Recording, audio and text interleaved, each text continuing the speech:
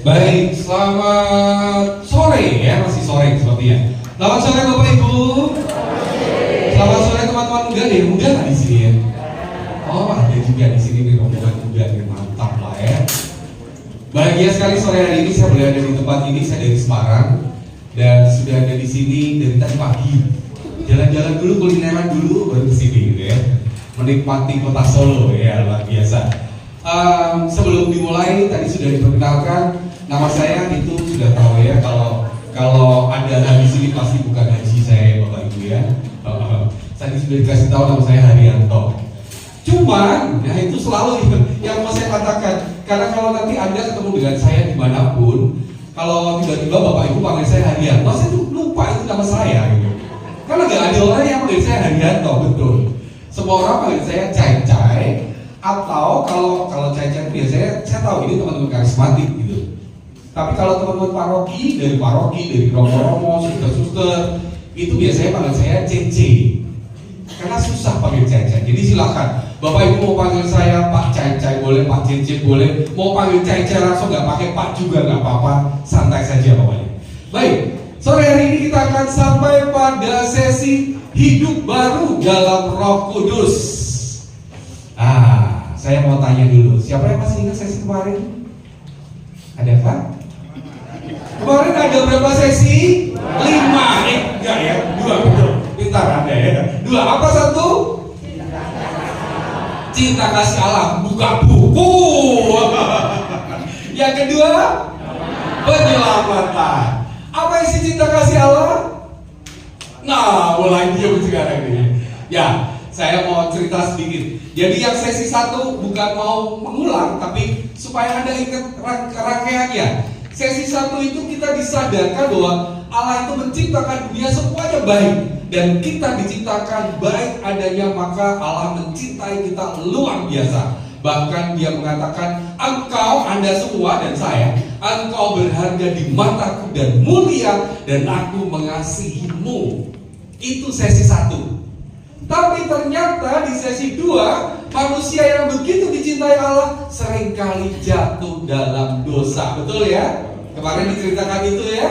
Sehingga mencari keselamatan, mencari kebahagiaan lewat segala macam, ternyata nggak ketemu. Nah, karena Allah begitu mencintai kita, maka supaya kita tetap bisa bahagia, diutuslah Yesus. Sesi kedua, kalau sesi pertama Bapa, sesi kedua Yesus. Allah mengutus Yesus supaya dengan wafat dan bangkitnya Yesus, kita semua diselamatkan. Pertanyaannya adalah, apakah kita sudah setelah Yesus wafat dan bangkit kita semua diselamatkan? Betulkah kita selamat? Nah, mari saya ajak bangkit berdiri. Nah, kita bangkit berdiri dulu. Saya mau buktikan apakah Anda sudah sungguh-sungguh diselamatkan. Siapa aja pada bermain Bapak Ibu ya, Bapak Ibu dan teman-teman muda. Cara bermainnya mungkin sebagian besar dari Anda sudah pernah tahu. Nama permainannya game menangkap babi. Nah ya, caranya begini, yang punya telunjuknya ditaruh di sebelah kiri ya, tangan kiri, telunjuk sebelah kiri. Lalu tangan kanannya ditaruh di atas telunjuk orang sebelah kanan Anda. Nah, nyambung. Nah, oke. Sampai semuanya bisa nyambung, oke ya. Nah, nanti saya akan bercerita tentang perjalanan saya mencari babi. Nah, kalau nanti ada kata babi, maka tugas Anda yang punya tangan terbuka harus menangkap telunjuk. Yang punya telunjuk menghindar. Kenapa? Karena kalau tertangkap nanti dihukum joget di depan. Nah, mau langsung atau percobaan dulu? Masih aneh untuk percobaan barang. Oke, untuk percobaan saya nggak pakai babi ya, saya pakai apel. Nah, kata kuncinya apa Bapak Ibu? Apel. Oke. Kemarin saya sempat jalan-jalan waktu liburan Lebaran itu ke Kota Batu Malang. Dan di Kota Batu Malang terkenal dengan anggur. Ada buru-buru belum wayahe. Oke, kira-kira cara bermainnya begitu ya. Oke. Sekarang kita masuk yang sesungguhnya. Kata kuncinya apa? Babi. Oke, kata kuncinya babi. Siap ya?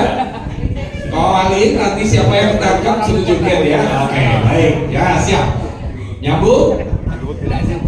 Saya itu sudah punya cucu. Nah, cucu satu dan sekarang sudah usia setahun, 1,5 tahun. Kemarin saya pengen ajak dia jalan-jalan ke kebun binatang. Hei, masih muda kagetan loh. Nah, di kebun binatang itu ternyata banyak sekali.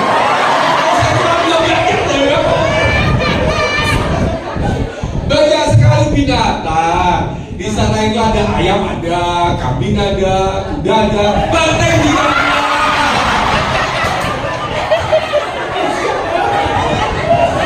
Sebenarnya bapak ibu udah kagetan loh. Tapi yang luar biasa di sana ada babi. Oke, baik. Ayo nggak usah maju dan silakan kita tepuk tangan dulu. Silakan dulu. Terima kasih Pak Ayu. Kalau nanti pakai joget-joget waktu saya habis nanti ya. Baik, saya cuma mau tunjukkan begini. Tadi kan kita baru bicara sesi 1, Bapak mencintai manusia. Lalu sesi 2, karena manusia itu apa ya, kalau di kitab suci dikatakan engkau adalah degil gitu ya. Kita sifat kita itu degil, nggak mau nurut, maka seringkali kita jatuh dalam dosa. Diutuslah Yesus sampai wafat dan bangkit. Tapi pada waktu Yesus sudah wafat dan bangkit pun, lihat tadi itu permainan game babi. Pada waktu Allah mau menangkap Anda untuk menyelamatkan, sesi 2 penyelamatan, lebih banyak yang ditangkap atau lebih banyak yang hilang? Hilang. Betul. Lebih banyak yang hilang daripada yang ketangkep. Yesus mau menyelamatkan kita semua, tapi jebulin bahasa Indonesia-nya apa ya? Jebulnya gitu ya. Jebulnya ternyata kita melepaskan diri dari kasih Allah, sehingga kita gak selamat. Belum. Nah, persoalannya adalah pada waktu Yesus sudah naik ke surga, terus siapa lagi yang mau menyelamatkan Anda dan saya? Siapa? Oh, bapak-bapak lebih luar biasa. Siapa Pak? Roh Kudus. Maka di sesi ketiga kita masuk pada hidup baru dalam Roh Kudus. Nah, oke. Jadi jelas ya urutannya ya Bapak Ibu ya. Nah, kenapa nggak mau ya? Sudah. Oke. Baik. Nah, Bapa menginginkan agar semua manusia mengalami hidup yang baru.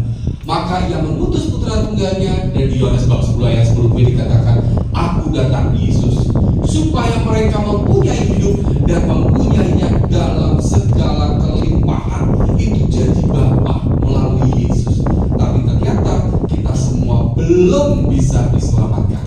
Maka kita akan masuk bawah ternyata. Maka kenapa Yesus ini? Yesus itu Tuhan. Dan bila kita mengaku itu, maka kita dapat. Dapat itu berarti belum pasti, betul ya? Maka ditulis dapat mengalami kebebasan baru dan mengalami hidup baru seharusnya. Masalahnya adalah seringkali kita nggak mau taat. Di dalam Yesus, kenapa disebut kita bisa mengalami kebebasan? Karena di dalam Yesus semua dosa kita bisa diampuni seberat apapun. Bahkan nanti beberapa waktu yang lalu saya mempunyai SDR untuk anak-anak muda. Lalu pada waktu sesi keempat nanti ada pengakuan dosa. Ada seorang yang bilang, saya sudah 10 tahun nggak pernah ngaku dosa. Apakah saya bisa diampuni? Bisa. Anda yang hari ini belum udah pengakuan dosanya udah 15 tahun. Hari ini adalah saatnya Anda diampuni. Maka jangan ada yang bolos pengakuan dosa nanti. Ya, ini dan halangan antara Bapa dengan kita, Yesus bisa singkirkan. Tapi sesudah Yesus wafat dan bangkit, Ia mengutus Roh Kudus untuk memberikan hidup baru bagi kita. Dan ini inti sesi ketiga. Pertanyaannya, apa hidup baru? Yang jelas bukan perubahan fisik ya, bukan yang seperti ini nih. Nah, ini perubahan fisik yang parah banget kayaknya. Bukan. Iya, juga bukan dibalik dari sini ke sini, bukan juga gitu ya. Ya, lalu apa itu hidup baru? Hidup baru. Berapa banyak yang belum menikah boleh katakan? Ibu belum menikah ya? Berapa banyak yang belum menikah? Wah, ini hari ini dari belakang ya, cewek-cewek sama cowok-cowok muda nih. Anda nanti boleh nanya sama bapak ibu yang sudah menikah ini.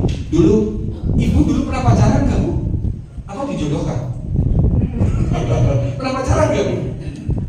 Pernah ya? Kalau pada waktu mau menikah rasanya gimana? Deg-degan senang apa deg-degan kecewa atau deg-degan takut atau gimana? Dua-duanya. Lebih banyak senangnya atau takutnya? Senangnya. Hidup baru itu selalu membawa kebahagiaan, sukacita. Kenapa? Karena kalau Anda mengalami pernikahan, yang disebut hidup baru kan biasanya selamat menempuh hidup baru. Itu kan pernikahan ya.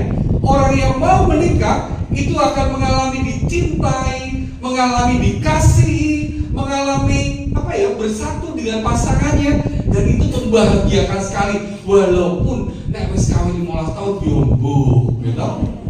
Nek ojo tetap enak kawin, yakin. Maka hidup baru adalah seperti orang yang menikah, kehidupannya berubah semuanya. Merasa kalau dulu mungkin sendirian, sekarang pulang cowok ya, pulang ono sing ngenteni ning omah. Betul?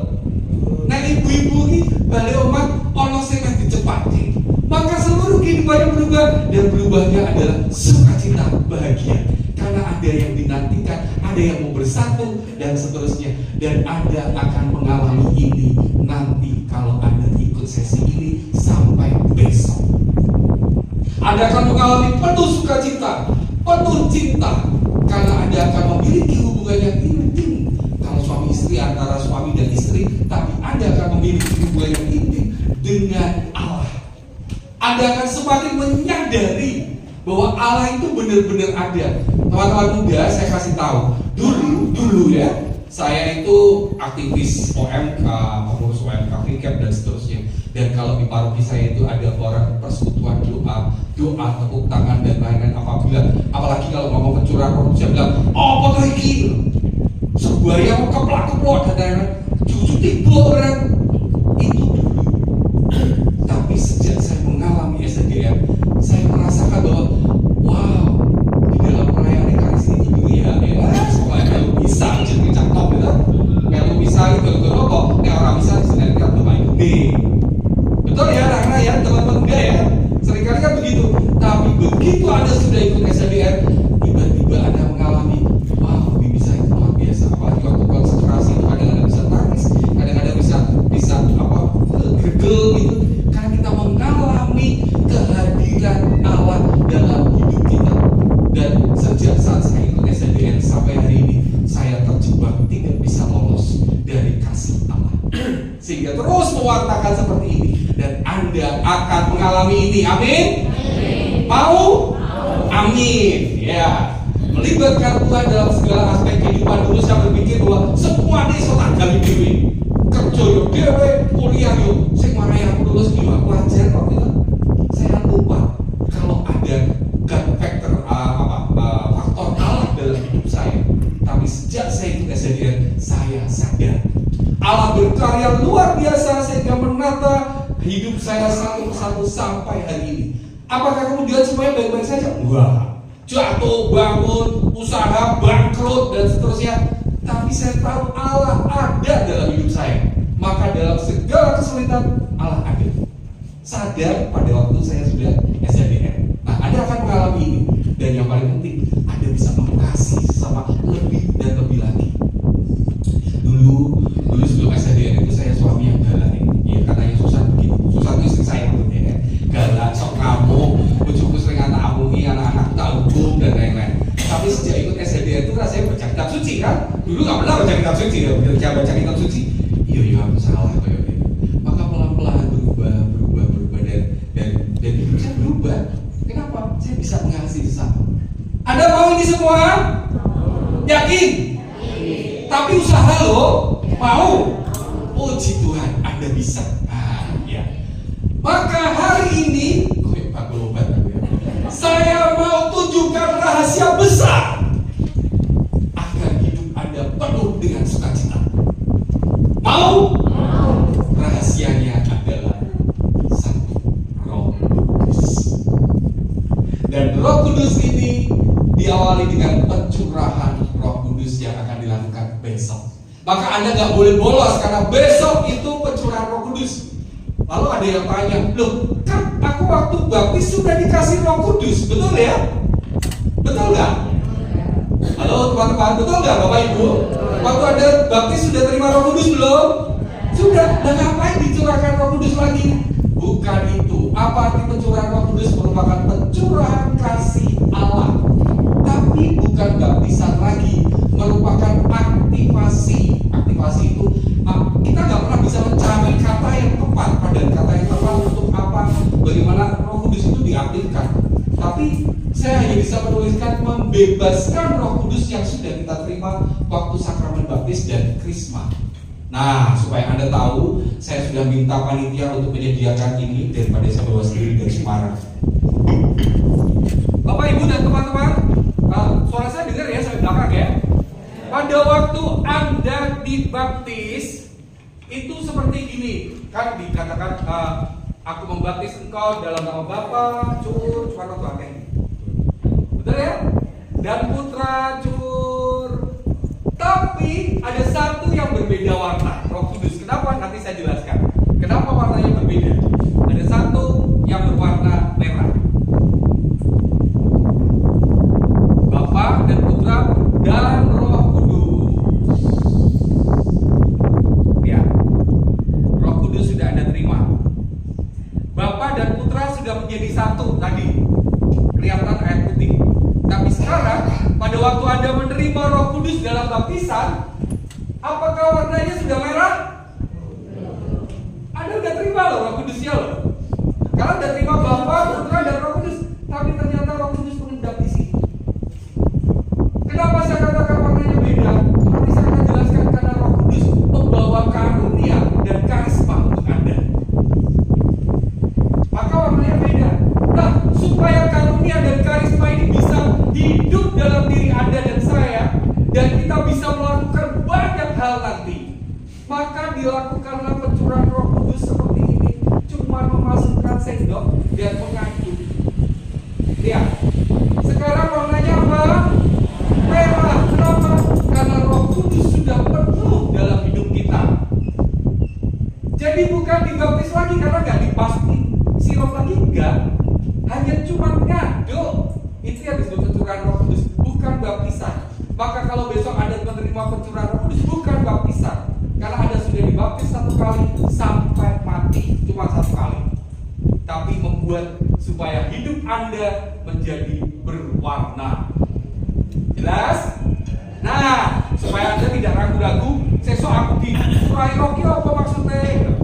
Nah, nanti kalau sudah sesi yang mau minum boleh ya. Oke. Ini baru, jadi boleh diminum. Itu yang dimaksud dengan mengaktifkan atau membebaskan Roh Kudus yang sudah kita terima saat sakramen baptis.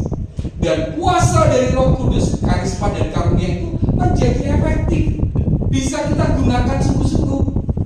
Kalau hari-hari ini, Bapak Ibu dan teman-teman muda, saya tanya, kalau Anda berdoa, Bapak kami bersyukur, Tuhan Yesus kami mengucap syukur, pernah nggak terima kasih Roh Kudus? Bukannya pakai kaos orange ya, tapi Bapak Ibu peserta, pernah nggak Anda mengatakan terima kasih ya Roh Kudus setiap hari? Jarang kan? Jarang. Tapi nanti Anda akan menggabungkan semuanya di dalam doa Bapa, Putra, dan Roh Kudus. Kenapa? Karena Roh Kudus sudah aktif. Kita memperoleh sarana-sarana pewartaan. Nah, mari kita lihat saat Roh Kudus diaktifkan secara penuh, maka Roh Kudus memberikan segala karisma dan karunia yang ditawarkan pada kita. Apa itu? Ini sedikit, karena untuk tahu banyak Anda akan ikut nanti retret karunia. Ini biasanya 3-4 hari, cukup panjang, tapi sedikit. Ada karunia Yesaya. Ini karunia kodrati ya. Takut akan Tuhan. Kodrati itu artinya asli dari Tuhan. Bahwa kita takut akan Tuhan. Kesalehan, keperkasaan, nasihat, pengenalan akan Allah, pengertian dan kebijaksanaan. Ini yang pertama kali biasanya selalu disebut di dalam Pentakosta, yaitu karunia kodrati Yesaya. Tapi selain itu, Anda juga bisa menerima karunia adikodrati. Adikodrati itu artinya sungguh-sungguh hanya dari Allah saja. Kalau ini dari Allah, tapi kita masih bisa berusaha. Tapi kalau adiqudrati, ini sungguh-sungguh dari Allah, yaitu hikmah, pengetahuan. Kalau hikmah itu benar-benar dari Allah. Pengetahuan kita tentang Allah hanya dari Allah. Kita mau cari di buku pun nggak akan bisa. Maka ini sungguh-sungguh adiqudrati, sungguh dari sana. Iman hanya dari Allah. Kita mau berusaha doa terus, tapi kalau Tuhan tidak memberikan kita iman, nggak bisa. Itu penyembuhan. Anda mau belajar dari mana penyembuhan, tapi kalau Tuhan nggak akan kasih, nggak bisa. Penyembuhan itu bukan artinya dokter ya, tapi penyembuhan yang kemudian mendoakan sampai orang sakit bisa sembuh, lalu ada orang yang lumpuh bisa berjalan. Hari ini masih ada begitu. Nah itu, kemudian mujizat, pertumbuhan, membedakan roh, bahasa roh, menafsirkan bahasa roh, ini semua hanya dari Allah.